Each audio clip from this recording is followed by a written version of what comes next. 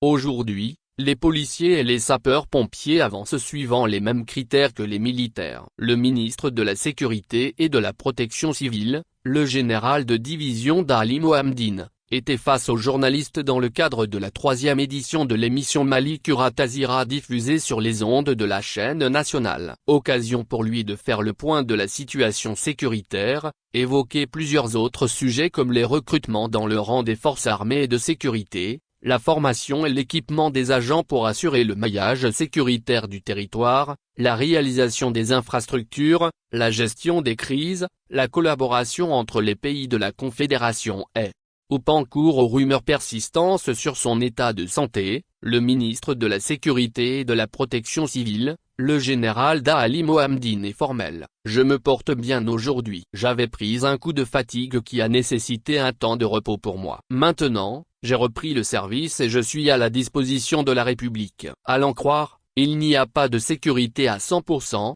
même pour les plus grandes puissances militaires du monde. Et de préciser que la situation sécuritaire est sous contrôle grâce aux différentes initiatives prises par les autorités de la transition qui ne ménagent aucun effort pour mettre à disposition les moyens qu'il faut pour la montée en puissance des forces de défense et de sécurité. Selon le général Ali Mohamdine, en termes de renforcement de capacité de nos forces pour assurer le maillage sécuritaire du territoire national, son département vient de finir la formation de 700 jeunes dont 600 de la police et 100 de la protection civile. Aussi, dira-t-il, un 500 dont 1000 gardiens de paix et 500 sapeurs-pompiers de rang en formation dans les différents centres de formation de l'armée. Et de poursuivre que tout est en train d'être mis en œuvre pour mettre les FDS dans de bonnes conditions de vie et de travail. Synergie et bonne coordination entre les forces. En ce qui concerne la lutte contre le banditisme et la criminalité, vol, braquage, trafic, commercialisation et consommation de drogue,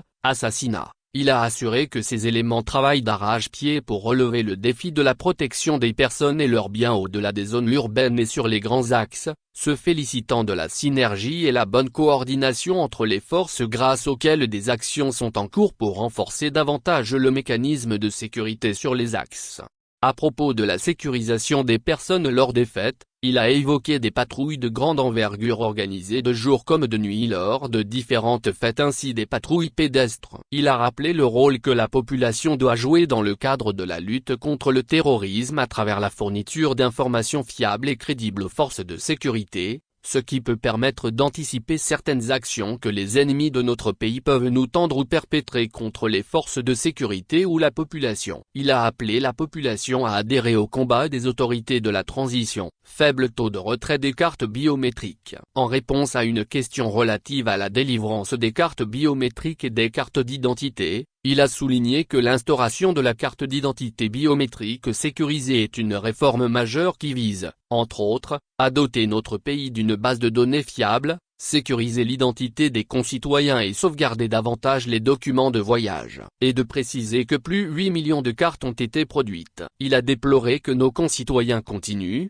toujours par habitude ou par facilité, à vouloir les cartes d'identité en papier alors que leurs cartes d'identité biométriques sont déjà disponibles. Il a aussi assuré que des instructions interministérielles ont été données pour mettre en place des mécanismes et des modalités de retrait de ces cartes tout en déplorant que depuis le début de l'opération de distribution, seulement 732 000 cartes ont été retirées sur plus de 360 000 cartes produites à Bamako. Il a saisi l'occasion pour inviter les populations à retirer leurs cartes. Dans le cadre de la lutte contre le terrorisme et l'infiltration dans nos différentes agglomérations, le ministre dira que des consignes fermes ont été données à nos forces de sécurité afin qu'ils procèdent au contrôle d'identité des usagers des véhicules et des documents de voyage ainsi que le contenu des véhicules. Ce contrôle n'occulte pas les véhicules transportant le bétail et le charbon même si ceux-ci causent des désagréments aux voyageurs. Il a requis l'indulgence de la population. Transparence dans les recrutements. Sur la question de la transparence dans les recrutements,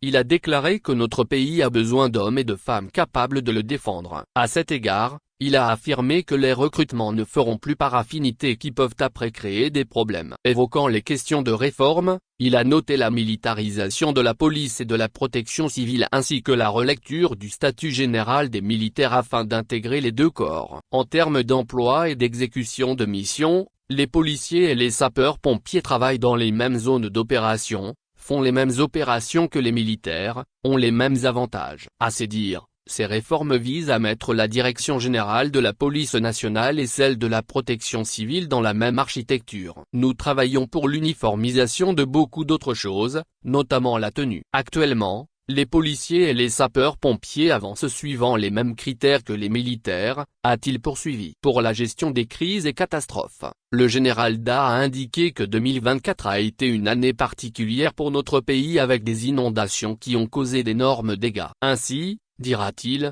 plusieurs mesures ont été déjà prises pour prévenir ces crises afin de réduire leurs conséquences sur nos populations, notamment les démolitions de constructions situées dans les lits des cours d'eau et le curage des caniveaux.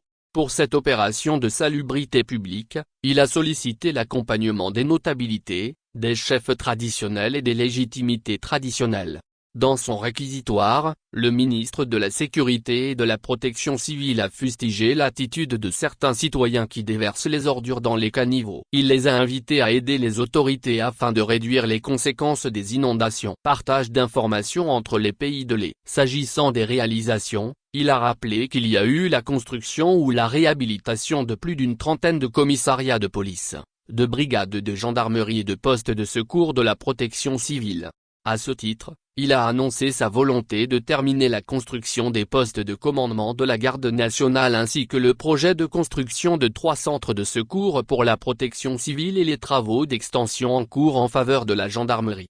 En matière de lutte contre le terrorisme et de partage d'informations entre les 3 pays de la Confédération des États du Sahel, il a souligné qu'il y a des échanges fructueux et un partenariat fécond dans l'espace confédéral.